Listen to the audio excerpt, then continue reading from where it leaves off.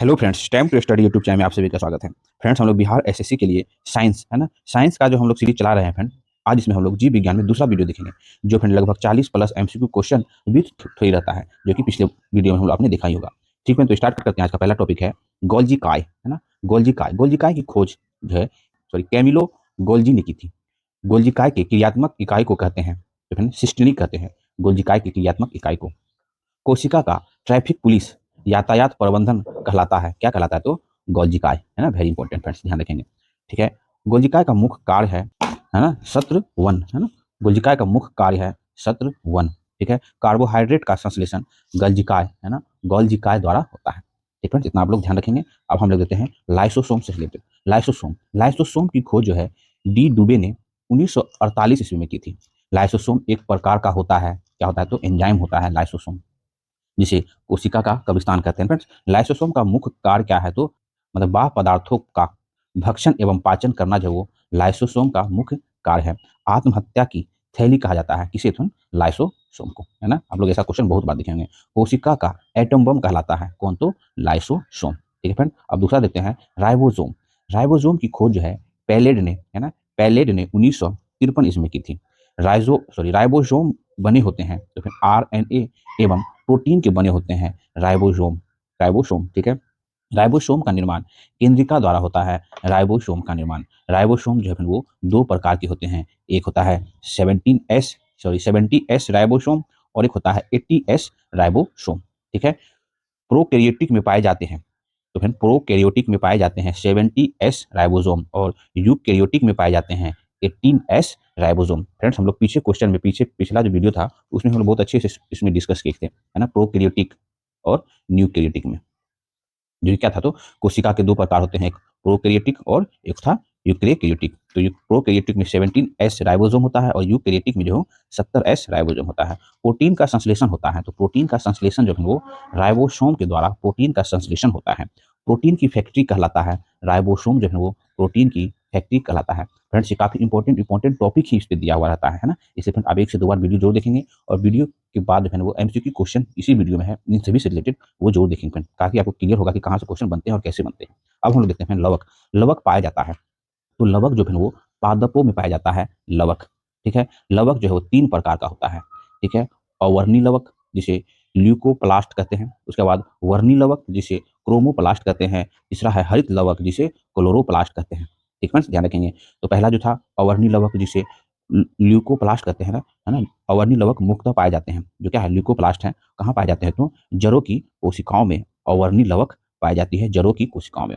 फूलों और बीजों को आकर्षक रंग प्रदान करता है ना, क्रोमोप्लास्ट। क्रोमोप्लास्ट जो है वो बीजों और फूलों को जो है आकर्षक रंग प्रदान करता है कौन? तो क्रोमोप्लास्ट, ध्यान रखेंगे। पौधे की पत्तियां का रंग हरा होता है, तो हरित लवण क्लोरोप्लास्ट के कारण पौधे की पत्तियों का रंग जो है वो हरा होता है। ठीक है, नेक्स्ट क्वेश्चन है पत्तियों का रंग पीला होता है, तो कैरोटीन के निर्माण के कारण।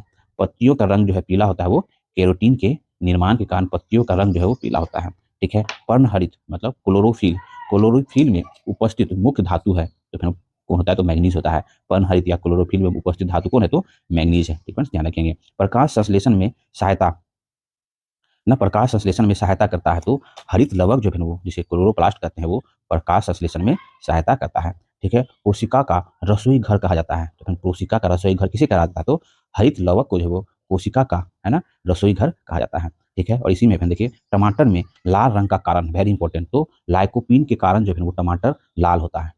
ठीक है, उसके बाद हल्दी में पीला रंग का कारण होता है जेंथ्रोफिल। जेंथ्रोफिल जो है वो हल्दी में पीला रंग का कारण होता है। ठीक है, पपीता में पीला रंग का कारण है, तो कैरिकाजेंथिन, है ना। कैरिकाजेंथिन जो है वो पपीता में पीला रंग का कारण है। ठीक है, सेब में लाल रंग का कारण होता है, तो एंथोसाइनिन, एंथोसाइनिन जो है वो सेब में लाल रंग का कारण है। ये सब काफी इंपॉर्टेंट है। मिर्च में लाल रंग का कारण है, तो कैप्सेंथिन, है ना। कैप्सेंथिन जो है वो मिर्च में लाल रंग का कारण है। ठीक है फ्रेंड्स, ना ध्यान रखेंगे। उसके बाद गाजर में कौन सा वर्णक होता है? तो गाजर में जो है वो कैरोटीन वर्णक होता है। ये सब वेरी वेरी इंपॉर्टेंट टॉपिक है फ्रेंड्स, आप लोग ध्यान रखेंगे और एमसीक्यू क्वेश्चन जरूर देखेंगे। अगला पॉइंट है केंद्रक, रसधानी एवं तारकाय। केंद्रक, है ना, केंद्रक की खोज की थी, मतलब न्यूक्लियस, है ना। न्यूक्लियस की खोज किसने की थी? तो रॉबर्ट ब्राउन ने 1831 ईस्वी में। ठीक है, कोशिका प्रबंधन का कार्य करता है केंद्रक। ठीक है। कोशिका प्रबंधक का कार्य करता है केंद्रक। कोशिका का दिमाग कहलाता है कौन? तो केंद्रक। केंद्रक का मुख्य भाग होता है कैमेटीन, है ना। क्रोमेटीन जो है, क्रोमेटीन केंद्रक का मुख्य भाग होता है, क्रोमेटीन। ठीक फ्रेंड्स, अगला देखते हैं। क्रोमेटीन बना होता है, तो क्रोमेटीन जो है वो प्रोटीन हिस्टोन, है ना, प्रोटीन हिस्टोन व डीएनए का बना होता है क्रोमेटीन। ठीक है। कोशिका की निर्जीव रचना है, कोशिका की निर्जीव रचना है रसधानी जो है वो कोशिका की निर्जीव रचना है। ठीक है। रसधानी पाया जाता है, तो रसधानी जो है वो पादप कोशिका में पाया जाता है। ठीक है। उसके बाद है तरकाय। तरकाय मतलब सेंट्रोसोम, है ना, सेंट्रोसोम की खोज जो है बोबेरी ने सेंट्रोसोम की खोज की, जिसे तरकाय कहते हैं हिंदी में। ठीक है। तरकाय पाया जाता है तो जंतु कोशिका में पाया जाता है। ठीक है। अब अगला देखते हैं, कोशिका विभाजन, वेरी इंपॉर्टेंट, है ना। केंद्रक विभाजन की क्रिया कहलाती है, तो फिर वो कैरियोकाइनेसिस, है ना। कैरियोकाइनेसिस जो है वो केंद्रक विभाजन की क्रिया कहलाती है। समसूत्री विभाजन होता है, तो फिर वो कायिक कोशिकाओं में जो है वो समसूत्री विभाजन होता है। ठीक है।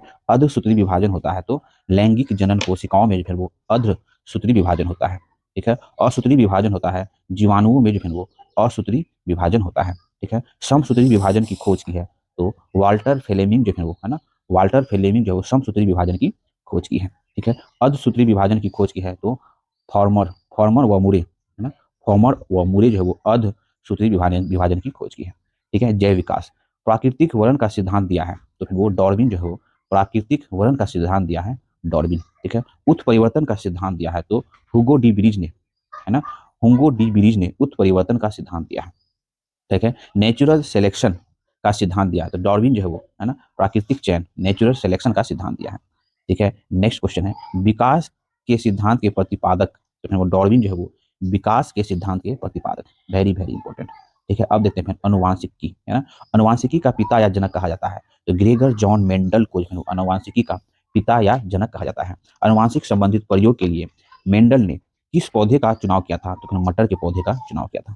ठीक है। अनुवांशिकी के विज्ञान को, अनुवांशिकी मतलब जेनेटिक्स कहा जाता है, कहा था, किसने कहा था? तो डब्ल्यू वॉटसन ने कहा था अनुवांशिकी का विज्ञान का विज्ञान को अनुवांशिकी। ठीक है। जेनेटिक्स शब्द का सर्वप्रथम प्रयोग किया गया था, ठीक है, डब्ल्यू वॉटसन ने 1905 ईस्वी में जेनेटिक्स शब्द का सर्वप्रथम प्रयोग किया। ठीक है। नेक्स्ट क्वेश्चन है, अनुवांशिकी उत्परिवर्तन होता है, तो फिर अनुवांशिकी उत्परिवर्तन जो है वो क्रोमोसोम में अनुवांशिकी उत्परिवर्तन होता है। ठीक फ्रेंड्स, यहाँ तक आप लोग अच्छे से ध्यान से रखेंगे और हम लोग आगे देखते हैं। अनुवांशिकता का मूल इकाई है, तो अनुवांशिकता की मूल इकाई है वो जीन। ठीक है। जीन शब्द का प्रयोग सर्वप्रथम किया था, तो जीन शब्द का प्रयोग सर्वप्रथम विल हेमल, है ना, विल हेलम जोहानसेन ने 1909 ईस्वी में जीन शब्द का प्रयोग किया था, वेरी वेरी इंपॉर्टेंट। ठीक है। अगला है, जीन अवस्थित होते हैं, तो फिर जीन जो है वो गुणसूत्रों में अवस्थित होते हैं। एक जीन एक एंजाइम सिद्धांत को प्रतिपादित किया है, तो फिर वो बीडल एवं टेंटम ने एक जीन एक एंजाइम सिद्धांत को प्रतिपादन किया है। ठीक है। गेमेट की शुद्धता के नियम का प्रतिपादन किया था, तो गेमेट की शुद्धता के नियम का प्रतिपादन जो है वो मेंडल ने किया था। ठीक है। नेक्स्ट क्वेश्चन है, जीवन की उत्पत्ति हुई, तो फिर वो प्रोकैम्ब्रियन काल में, है ना, प्रोकैम्ब्रियन काल में जीवन की उत्पत्ति हुई। ठीक है। अगला देखते हैं फिर गुणसूत्र, जिसे क्रोमोसोम कहते हैं। देखिए, अनुवांशिकी गुणों का वाहक होता है गुणसूत्र। ठीक है। गुणसूत्र या क्रोमोसोम की खोज, है ना, स्ट्रॉस बर्गर ने 1875 ईस्वी में की थी। ठीक है। क्रोमोसोम गुणसूत्र शब्द का नामकरण या सर्वप्रथम प्रयोग, है ना, है ना, वेल्डेयर ने 1888 ईस्वी में किया था। क्रोमोसोम शब्द का नामकरण सर्वप्रथम प्रयोग। ठीक है। गुणसूत्रों का निर्माण होता है, तो क्रोमेटिक नामक पदार्थ से जो गुणसूत्रों का निर्माण होता है। नेक्स्ट क्वेश्चन है, मनुष्य तथा जंतु में लिंग निर्धारित होता है, तो वो गुणसूत्रों के द्वारा जो है मनुष्य तथा जंतुओं में, है ना, लिंग निर्धारण की, मतलब लिंग निर्धारण क्या होता है। ठीक है। मनुष्यों में गुणसूत्रों की संख्या कितना होती है? तो 46 होती है, जो कि 23 जोड़ा हुआ। ठीक है। अगला देखते हैं, लिंग गुणसूत्र कहलाता है, तो फिर 23वां जोड़ा, जो 23 जोड़ा होता है ना, हम लोग देखिए 23 जोड़ा, तो 23वां जोड़ा जो होता है वो लिंग गुणसूत्र कहलाता है। ठीक है। पुरुष व स्त्री जिन संगठन होते हैं, पुरुष व स्त्री जिन संगठन होते हैं, तो फिर पुरुष में XY जीन संगठन होता है और महिला में जो स्त्री में XX, है ना, जीन संगठन होता है, ये आप लोग जान रहे हैं। पुरुष में 23वां जोड़ा गुणसूत्र होता है XY। ठीक है। और महिला में 23वां जोड़ा गुणसूत्र होता है XX। ठीक है, ध्यान रखेंगे। अगला देखते हैं, मानव में बच्चों का लिंग निर्धारण होता है, तो मानव में जो है वो बच्चों का लिंग निर्धारण होता है पिता के गुणसूत्र XY द्वारा, मानव में बच्चों का लिंग निर्धारण होता है। ठीक है। X हुआ तो महिला हो गई, है ना, वाई हुआ तो पुरुष हो गया, है ना, वही होता है। एक लड़का अपने पिता से विरासत में गुणसूत्र प्राप्त करता है, वो 22x और, है ना, 22 + y, मतलब गुणसूत्र 22x हो गया ना।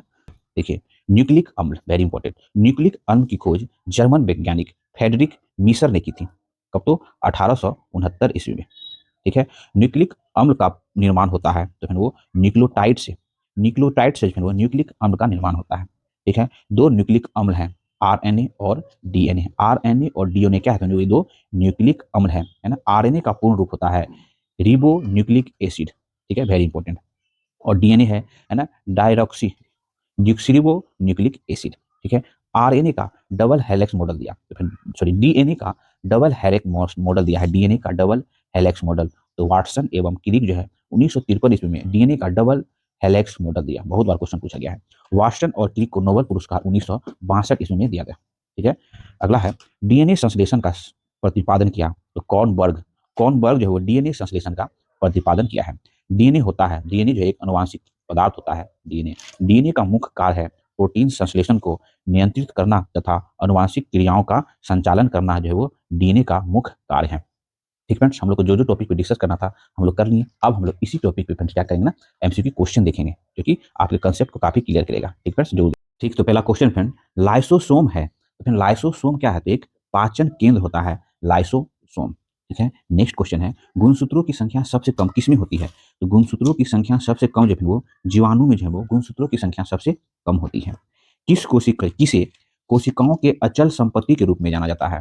तो फिर वो न्यूक्लिक एसिड को जो है वो कोशिका के अचल संपत्ति के रूप में जाना जाता है। ठीक है, किसमें असूत्री विभाजन होता है? तो असूत्री विभाजन जो है वो जीवाणुओं में जो है वो असूत्री विभाजन होता है। ठीक है, समसूत्री विभाजन कितने चरण में पूरा होता है? तो समसूत्री विभाजन जो है वो 5 चरणों में पूरा होता है। ठीक है, मानव में गुणसूत्रों की संख्या होती है, मानव में जो है वो 46, है ना, 23 जोड़ा जो है गुणसूत्रों की संख्या होती है। ठीक है, कोशिका व आणविक जीव विज्ञान केंद्र है, तो कोशिकीय व आणविक जीव विज्ञान केंद्र है तो वह कौन है? तो हैदराबाद। हैदराबाद में जो कोशिकीय व आणविक जीव विज्ञान केंद्र है, हैदराबाद में। अगला क्वेश्चन है, प्रोटीन का संश्लेषण कहाँ होता है?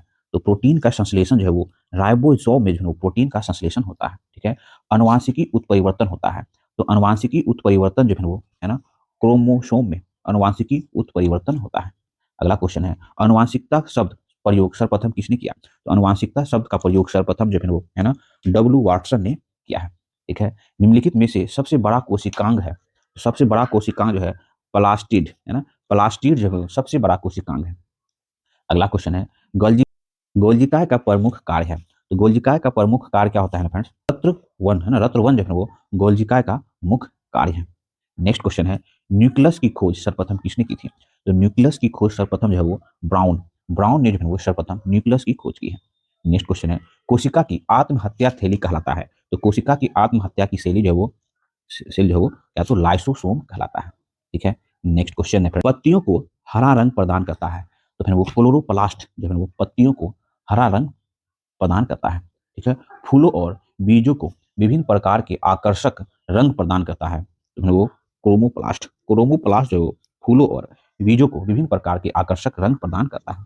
नेक्स्ट क्वेश्चन है, आरएनए का प्राथमिक कार्य होता है, तो फिर वो प्रोटीन संश्लेषण जो है वो आरएनए का प्राथमिक कार्य होता है। ठीक है, टमाटर में लाल रंग का कारण है, तो फिर वो लाइकोपीन, है ना, लाइकोपीन जो है वो टमाटर में लाल रंग का कारण है। नेक्स्ट क्वेश्चन है, अनुवांशिकी का पिता या जनक कहा जाता है, तो अनुवांशिकी का पिता या जनक जो है वो ग्रीगर जॉन मेंडल को कहा जाता है। ठीक है, नेक्स्ट क्वेश्चन है, अर्धसूत्री विभाजन पाया जाता है, तो फिर अर्धसूत्री विभाजन वो तरुण पुष्प कलिकाओं में पाया जाता है, अर्धसूत्री विभाजन। ठीक है, नेक्स्ट क्वेश्चन है, समसूत्री विभाजन होता है, तो फ्रेंड समसूत्री विभाजन जो है वो कायिक, है ना, कायिक कोशिकाओं में जो है वो समसूत्री विभाजन होता है।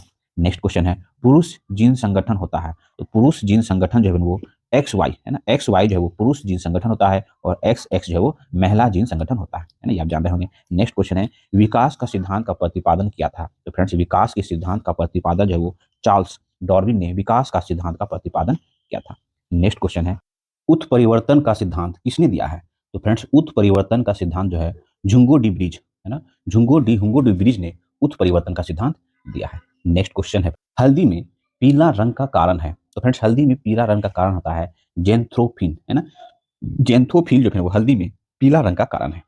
ठीक है। अगला है प्रकाश संश्लेषण में सहायक होता है, तो फिर क्लोरोप्लास्ट जो है वो प्रकाश संश्लेषण में सहायक होता है। ठीक है। अनुवांशिकी संबंधी प्रयोग के लिए मेंडल ने किस पौधे का चुनाव किया है, तो फिर वो मटर के पौधे का चुनाव उन्होंने किया है। अगला क्वेश्चन है लाइसोसोम की खोज किसने की है, तो लाइसोसोम की खोज जो है वो है ना डी दुबे ने लाइसोसोम की खोज। एक जीन एक एंजाइम सिद्धांत को किसने प्रतिपादित किया था, तो एक जीन एक एंजाइम एंजाइम के सिद्धांत को जो है वो बीडल एवं टेटम ने प्रतिपादित किया था। नेक्स्ट क्वेश्चन है फ्रेंड्स, डीएनए का डबल हेलिक्स मॉडल किसने दिया है, तो फिर डीएनए का डबल हेलिक्स मॉडल जो है वाटसन, है ना, वाटसन एवं क्रिक ने डीएनए का डबल हेलिक्स मॉडल दिया है। ठीक है, ऑप्शन हो जाएगा। नेक्स्ट क्वेश्चन है फ्रेंड्स, राइबोसोम किसके बने होते हैं, तो राइबोसोम जो है वो आरएनए तथा प्रोटीन के बने होते हैं राइबोसोम। ठीक है। नेक्स्ट क्वेश्चन है कोशिका का एटम बम कहलाता है, तो फिर लाइसोसोम जो है वो कोशिका का एटम बम कहलाता है लाइसोसोम। नेक्स्ट क्वेश्चन है जीन बने होते हैं, तो फ्रेंड जीन जो है वो पॉलीन्यूक्लियोटाइड्स के, है ना, पॉलीन्यूक्लियोटाइड के बने होते हैं जीन। नेक्स्ट क्वेश्चन है जीवन की उत्पत्ति किस काल में हुई, तो फिर जीवन की उत्पत्ति जो है वो है ना, प्री कैम्ब्रियन काल में जीवन की उत्पत्ति हुई। ठीक है। अगला क्वेश्चन है फ्रेंड्स, अनुवांशिकता की मूल इकाई है, तो फ्रेंड अनुवांशिकता की मूल इकाई है जीन। जीन जो है वो अनुवांशिकता की मूल इकाई है। ठीक है फ्रेंड, तो आज हम लोग साइंस का कंप्लीट तैयारी के लिए जो हम लोग चला रखे हैं सीरीज, विशेषकर बिहार एसएससी के लिए और सभी एग्जाम के लिए तो इंपॉर्टेंट है ही, उसमें आज हम लोग दूसरा वीडियो देखें, है ना। पहले हम लोग थोड़े डिस्कस किए, उसके बाद उसी से रिलेटेड एमसीक्यू क्वेश्चन देखेंगे। और इसी तरह फ्रेंड्स डेली आपसे आपको 1 से 2 वीडियो आते रहेगा। और घटना चक्कर ज्योग्राफी का सीरीज तो चल ही रहा है, आप वो भी प्ले लिस्ट में जाके देख सकते हैं। ठीक है, तो मेरा प्रयास आपको अच्छा लगता हो तो प्लीज़ चैनल को लाइक करें, सब्सक्राइब करें और फिर लोग साथ शेयर जरूर करें। मिलते हैं फ्रेंड्स नेक्स्ट वीडियो।